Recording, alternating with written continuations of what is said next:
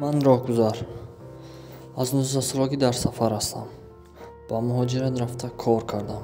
در برابر کار از شخصان موفق از میلیونرها آموزش گرفتم.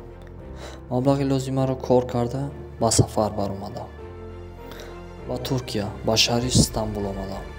در یکی از سیخ‌های سومکابراری برای گرفتن تجربه کار کردم.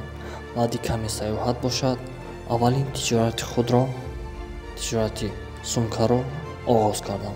از استانبول به تاجیکستان بار میفرستادم. در برابر یوتیوب کانال خود را گشودم. با یک رستوران برای گرفتن تجربه کارگر شدم. باز به سفر برآمده به کار آمدم. هم کار کردم هم هنر یاد گرفتم. مبلغ لازمه را جمع کرده با وطن برگشتم. با گذشت کمی وقت تجارت چراغداری خود را آغاز کردم. در برابر این باشد تجارت ماشین را هم سر کردم. تجارت‌هایم را فروخته خواستم از تجربه هم استفاده برم. اولین دکان تصویر خود را گشودم. دانشجوی صاحب کار شدم. بعد تجارت‌های خود را فروخته به سفر برآمدم. راهگذر هستم.